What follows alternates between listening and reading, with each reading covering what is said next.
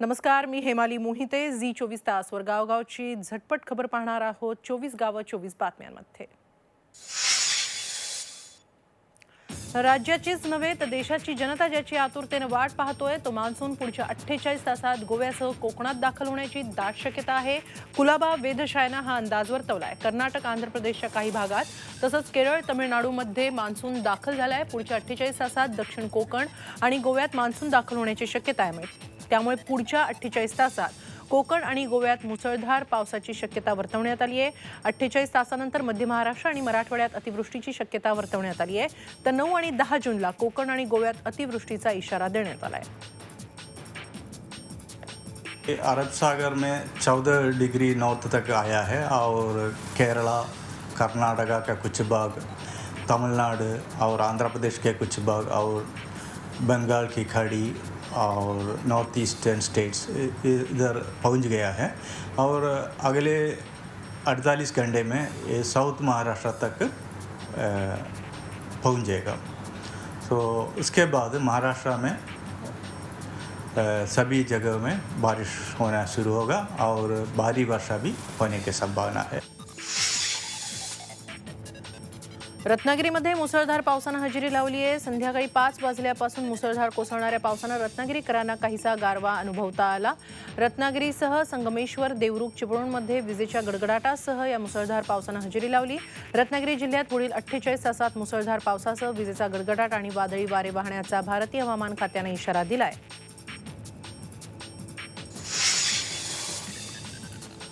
लोणावळ्यातही मान्सूनपूर्व पावसानं हजेरी लावली. लोणावळ्यातल्या मावळ तालुक्यातील राजमाची किल्ला परिसरात विजांच्या गडगडाटासह जोरदार पावसाच्या सरी बरसल्या.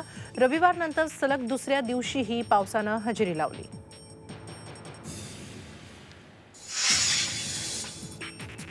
वसईत समुद्र किनाऱ्यावर पोहण्यासाठी गेलेल्या 3 तरुणांचा पाण्यात बुडून मृत्यू झालाय. वसईच्या भुईगाव बीच समूह किनाऱ्यावर ही दुर्घटना घडली आहे. हे तिघेही नालासोपाऱ्यात राहणारे आहेत. अभिनव शिंदे, राहुल राठोड, रितेश गिगडमाळ अशी या 3 तरुणांची नावं आहेत. हे तिघेही समुद्रात गेले त्यावेळी भरती सुरू होती.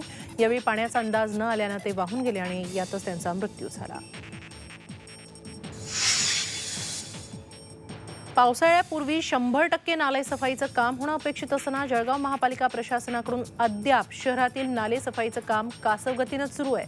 पालिका प्रशासन 80% नालेसफाईचा दावा करते. प्रत्यक्षात मात्र बहुतेक नाल्यांमध्ये अजूनही कचरा पडलाय.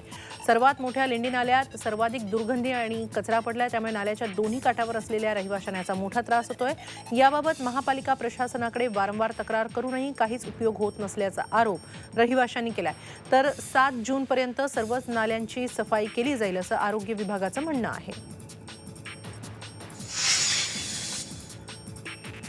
मराठवाड्यावर सिंचनाच्या बाबतीत सातत्यानं अन्याय झाल्याची स्पष्ट कबुली खुद्द मुख्यमंत्री देवेंद्र फडणवीस यांनी दिली. लातूर जिल्ह्यातील अहमदपूर इथं छत्रपती शिवाजी महाराजांच्या भव्य अश्वारूढ पुतळ्याचं उद्घाटन केल्यानंतर ते बोलत होते.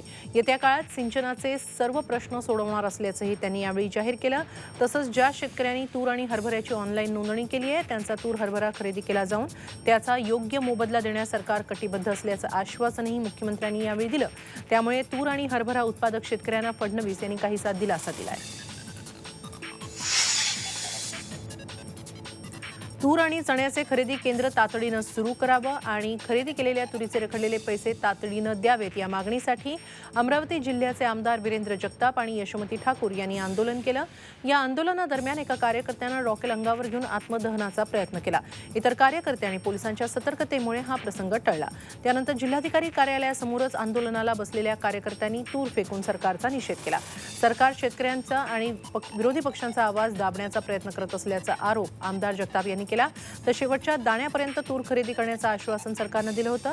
आश्वासन सरकारनं पाळावं एवढीच माफक मागणी शेतकऱ्यांची आहे. मात्र ही मागणी सरकार पूर्ण करू शकत नाही आणि आंदोलनाचा आणि शेतकऱ्यांचा आवाज दाबण्याचा प्रयत्न सरकार करत असल्याचा आरोप काँग्रेसचे आमदार यशोमती ठाकूर यांनी केला आहे.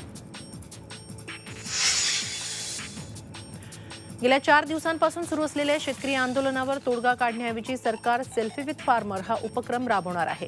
शेतकरी कुठलं बियाणं, खत, कीटकनाशकं वापरतात त्याची गुणवत्ता कळावी यासाठी शेतावर जाऊन पेरणीचा आढावा घेण्याचे आदेश कृषी राज्यमंत्री सदाभाऊ खोत यांनी दिलेत. कृषी विभागातील अधिकारी आणि कर्मचाऱ्यांनी शेतकऱ्यांच्या पेरणीचे सेल्फी काढून पाठवावेत असे आदेश खोत यांनी दिलेत. तर दुसरीकडे सरकारनं शेतकऱ्यांना दिलेली आश्वासनं पाळली नाहीत तशी त्यांची नियत दिसत नाही. त्यामुळे याबाबत शेतकऱ्यांनी टोकाची भूमिका घ्यावी असं शरद पवारांनी म्हटलंय. शेतकऱ्यांच्या आंदोलनाला पाठिंबा असल्याचंही त्यांनी सांगितलं. मात्र आंदोलक शेतकऱ्यांनी रस्त्यावर दूध ओतणं, भाजीपाला रस्त्यावर फेकणं हे प्रकार टाळावेत असं आवाहनही पवारांनी केलंय. तर शेतकऱ्यांच्या आंदोलनावर सरकारची चर्चेची तयारी आहे असं कृषी राज्यमंत्री खोत यांनी म्हटलंय. 1 जूनपासून शेतकऱ्यांनी पुकारलेल्या विविध मागण्यांसाठी संपाच्या चौथ्या दिवशी लासलगावसह जिल्ह्यातील बाजार समितीत कांद्याची अल्प आवक झाल्यानं कोट्यवधींची उलाढाल ठप्प झाली आहे. आलेल्या कांद्याच्या लिलावादरम्यान कुठलाही अनुचित प्रकार घडू नये यासाठी लासलगाव बाजार समितीच्या आवारात पोलीस बंदोबस्त ठेवण्यात आला. भाजप सरकार हे शेतकरी विरोधी सरकार आहे. मागील वर्षी सरकारनं शेतकऱ्यांना मागण्या पूर्ण करण्याबाबत लेखी आश्वासन देऊन पण पूर्ण केले नसून हे सरकार लबाड सरकार आहे अशा सरकारचे बळीराजा शेतकरी संघटनेच्या वतीनं कृष्णा कोयनेच्या प्रीतिसंगमावर श्राद्ध घालण्यात आलं. जून 2017 रोजी शेतकऱ्यांनी आपल्या विविध मागण्यांसंदर्भात राज्यभर संप केला होता. त्यावेळी सरकारनं शेतकऱ्यांच्या मागण्या पूर्ण करण्याचं लेखी आश्वासन दिलं होतं. मात्र त्याची वर्षपूर्ती झाली तरी आश्वासनं काही पूर्ण झालेली नाहीत. त्यामुळे हे लबाड सरकार असल्याचं संघटनेचे केंद्रीय अध्यक्ष पंजाबराव पाटील यांनी सांगितलं.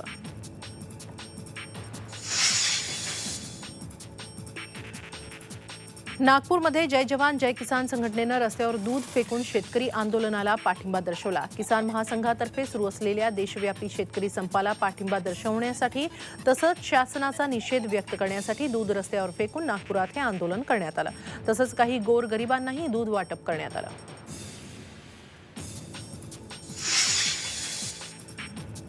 नागपूरमध्ये झालेल्या शेतकऱ्यांच्या आंदोलनानंतर एका शेतकऱ्याचा मृत्यू झाला. जय जवान जय किसान संघटनेच्या वतीनं दूध फेको आंदोलन करण्यात आलं होतं. या आंदोलनात सहभागी झालेले जय जवान जय किसान संघटनेचे उपाध्यक्ष शरद खेडीकर यांचा आंदोलनानंतर लगेच मृत्यू झाला. आंदोलनानंतर त्यांना अस्वस्थ वाटू लागल्यानं रुग्णालयात नेण्यात आलं पण उपचाराआधीच त्यांचा मृत्यू झाला होता. हृदयविकाराच्या झटक्यामुळे त्यांचा मृत्यू झाल्याचा प्राथमिक अंदाज व्यक्त करण्यात येतोय.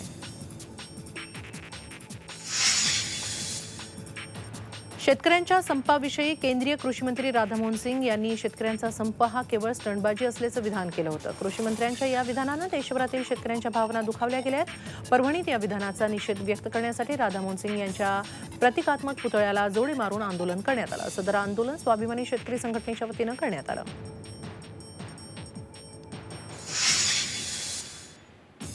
दरम्यान नाशिक जिल्ह्यात शेतकरी आंदोलन काहीसं थंडावलं. शेतकऱ्यांना या आंदोलनातील फोलपणा दिसून येत असल्यामुळे बाजारात मोठ्या प्रमाणात भाजीपाला आणण्यात आला. भाज्यांची आवक वाढली असून भावही तुलनेत स्थिर झाले आहेत.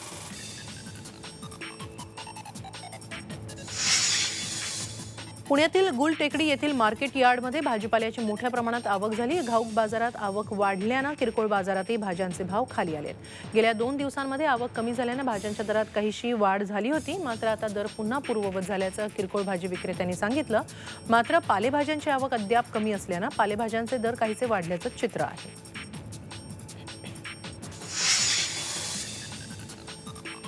नवी मुंबई मधल्या कृषी उत्पन्न बाजार समितीत भाज्यांची आवक नेहमीप्रमाणेच झाली. या बाजार समितीत शेतकरी संपाचा कुठलाही परिणाम जाणवला नाही. सोमवारी बाजारात 600 गाड्यांची आवक झाली. राज्यातून नाशिक, पुण्यातून या भाज्या आल्या तर कर्नाटक, इंदूर, गुजरातमधूनही भाज्या दाखल झाल्या. त्यामुळे भाज्यांचे दर स्थिर आहेत.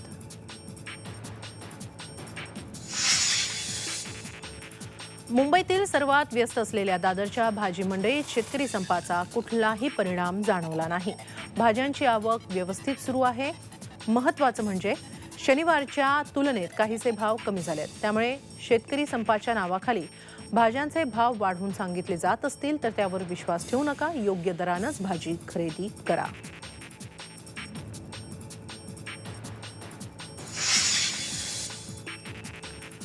वळूया काही इतर घडामोडींकडे. महाराष्ट्र आणि तेलंगणा राज्याच्या सीमेवर चालवल्या जाणाऱ्या जुगार अड्ड्यावर यवतमाळ स्थानिक गुन्हे शाखेनं छापा टाकला। या छाप्यात 32 आरोपींसह 5 लाख रुपये रोख आणि 35 लाख रुपयांचा मुद्देमाल जप्त करण्यात आला। पाटणबोरी इथं हा जुगार अड्डा अनेक वर्षांपासून चालत होता। तेलंगणा येथील शौकीन या अड्ड्यावर जुगार खेळतात। विशेष म्हणजे सर्व सुविधांनी युक्त असा हा क्लब पांढरकवडा पोलीस ठाण्याच्या हद्दीत येतो, त्यामुळे पोलिसांच्या आशीर्वादाशिवाय हा अवैध अड्डा चालू शकत नाही हे देखील स्पष्ट आहे। दररोज लाखो रुपयांची उलाढाल इथं होत असून होणाऱ्या लाभात अनेक जणांची हिस्सेदारी असते, त्यामुळेच पोलिसांचेही या अवैध धंद्याला अभय असते।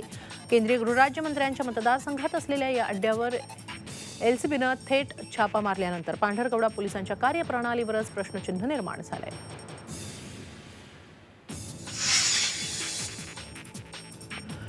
सांगली जिल्ह्यातील जत तालुक्यातील करजगी इथं अवैध गांजा शेतीवर छापा टाकून 67,50,000 किमतीचा 1 टन 350 किलो गांजा जप्त करण्यात आलाय।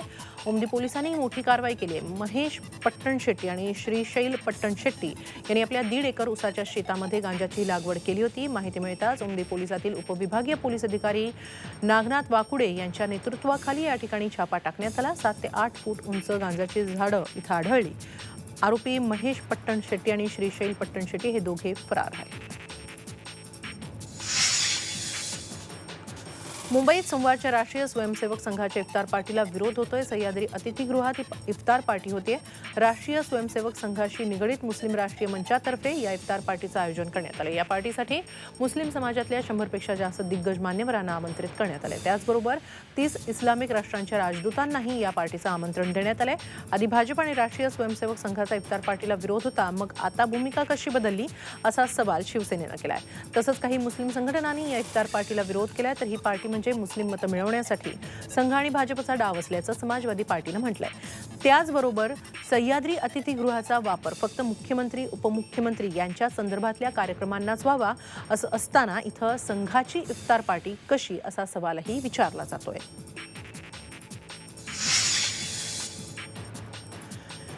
यापुढे निवडणुकांमध्ये शिवसेनेला बरोबर घेण्याचा प्रयत्न करा अशा सूचना मुख्यमंत्री देवेंद्र फडणवीस यांनी पक्षाच्या पदाधिकाऱ्यांना दिल्यात। राज्यातले पक्षाचे पदाधिकारी आणि जिल्हाध्यक्षांची बैठक मुंबईत होते। या बैठकीत मुख्यमंत्र्यांनी मार्गदर्शन केलं। शिवसेना सोबत असेल किंवा नसेल तरी निवडणुकीच्या तयारीला लागण्याच्या सूचनाही त्यांनी पदाधिकाऱ्यांना केल्यात। मात्र शिवसेना सोबत आली नाही तर निवडणूक जिंकणं अवघड आहे, ही धारणा पालघरनं खोटी ठरवल्याचा दावाही त्यांनी केलाय। या बैठकीत विधान परिषदेच्या 4 जागांसाठी होऊ घातलेल्या निवडणुकीबाबत रणनीती ठरवली जाण्याची शक्यता आहे। महाराष्ट्र सावकारी अधिनियमांमधल्या कलमांचा भंग केल्याप्रकरणी जिल्हा निबंधकांनी बुलढाणा जिल्ह्यातील 155 परवानाधारक सावकारांपैकी 84 सावकारांचे परवाने रद्द केले। त्यामुळे सावकारी करणाऱ्यांमध्ये खळबळ आली आहे। 2014 मधील नवीन सावकारी अधिनियमांतर्गत आता सावकारी परवान्याची ऑनलाईन नोंदणी करण्याबरोबरच दरवर्षी परवाना नूतनीकरण करणे गरजेचे आहे। हा नियम जुनाच असूनही जिल्ह्यातील 84 सावकारांनी नियमांचं पालन न केल्याचा ठपका ठेवत ही कारवाई करण्यात आली आहे। संधी देऊनही ऑफलाईन सुद्धा त्यांनी त्याची पूर्तता केली नसल्यानं हे पाऊल उचललं असल्याचं सांगण्यात येत आहे। परवाना रद्द झालेल्यांमध्ये सर्वात जास्त मेहकर, खामगाव, चिखली तालुक्यातील सावकारांचे परवाने रद्द झाले। औरंगाबादच्या चितेगाव इथल्या व्हिडिओकॉन कंपनीत भीषण आग लागली। कंपनीच्या बाहेर भंगार सामान ठेवलं होतं, त्या भंगारालाही आग लागली। भंगारात थर्माकोल, कागदाचे पुठ्ठे यांचं प्रमाण जास्त असल्यानं आग चांगलीच भडकली। अगदी दुरूनही धुराचे लोळ आकाशात दिसत होते। दरम्यान ही आग कशामुळे लागली याची माहिती अद्याप मिळू शकलेली नाही। मात्र या आगीत मोठं नुकसान झाल्याची प्राथमिक माहिती मिळतेय। उद्योजक आणि अमृत फार्मास्युटिकल्स कंपनीचे संचालक शैलेश जोशी यांनी रविवारी मध्यरात्री रिव्हॉल्व्हरनं गोळी झाडून घेऊन बेळगावमध्ये आत्महत्या केली। ते 40 वर्षांचे होते। प्रसिद्ध अशा अमृत मलमची निर्मिती करणाऱ्या अमृत फार्मास्युटिकल्सचा विस्तार त्यांनी देशभर वाढवला होता। अमृत मलममुळे त्यांचं नाव देशभर पोहोचलं होतं। अडीअडचणीत असलेल्यांना मदत करण्यास ते सदैव तत्पर असत। अनेक सामाजिक संघटनांशी त्यांचे संबंध होते। माजी महापौर शरद जोशी यांचे ते सुपुत्र होते। कौटुंबिक कारणांमुळे त्यांनी आत्महत्या केली असावी असा प्राथमिक अंदाज पोलिसांनी व्यक्त केला आहे।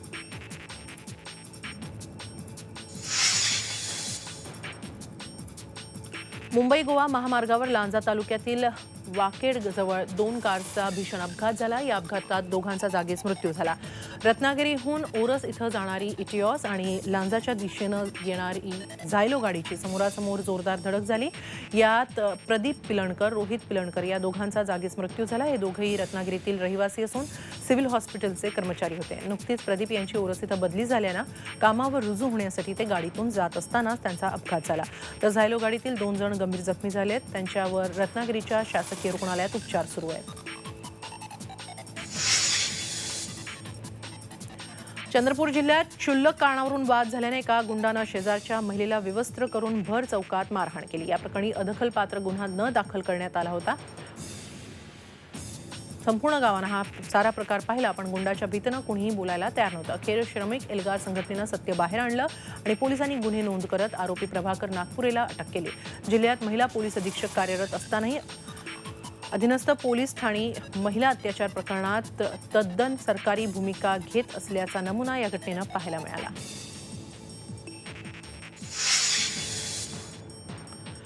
एव्हरेस्ट शिखर सर केलेल्या चंद्रपूरकर विद्यार्थ्यांचं चंद्रपूरमध्ये जल्लोषात स्वागत करण्यात आलं। प्रशासन आणि नागरिकांनी त्यांचं उत्स्फूर्त स्वागत केलं। चंद्रपूर जिल्ह्यातील आदिवासी आश्रमशाळांमध्ये शिकणाऱ्या 10 आदिवासी विद्यार्थ्यांना मिशन शौर्य अंतर्गत हिमालय सफरीवर पाठवण्यात आलं होतं। जवळपास महिन्याभराची मोहीम संपून 16 मेला 5 विद्यार्थ्यांनी अंतिम शिखर गाठलं। जगातील गिर्यारोहकांना भुरळ पाडणारं माउंट एव्हरेस्ट शिखर सर करण्यात मनीषा धुर्वे, प्रमेश आडे, उमाकांत मडावी, कविदास काटमोडे, विकास सोयाम यांनी हे यश प्राप्त केलं। हिमालय सर करून हे विद्यार्थी चंद्रपुरात दाखल झाले। आपल्या कामगिरीविषयी त्यांनी आनंद व्यक्त केला असून जवळपास 2 महिन्यानंतर हे विद्यार्थी घरी परतले।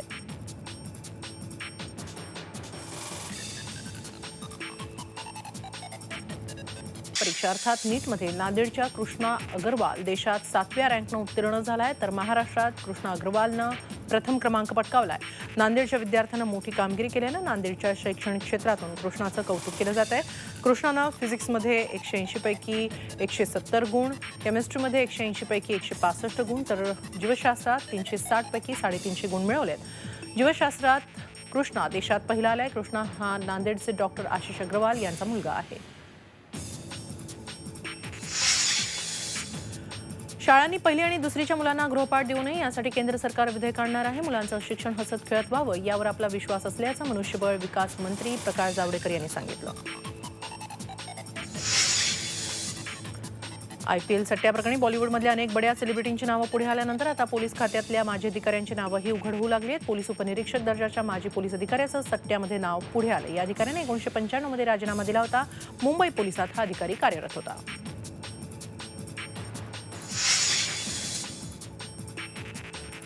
ठाणे क्राईम ब्रांचनं उघडकीस आणलेल्या बेटिंग प्रकरणात आता नवनवे खुलासे होत आहेत। बुकी सोनू जलान याच्या चौकशीतून अनेक बुकींची नावं उघड झाली असून त्या आधारे पोलिसांनी 50 बुकींची यादी तयार केली आहे। हे बुकी विविध ग्राहकांच्या वतीनं कमीत कमी 10 लाख रुपयांचा सट्टा लावायचा। यापैकी प्रत्येक मास्टर बुकीला एक खास कोडवर्ड दिला जायचा।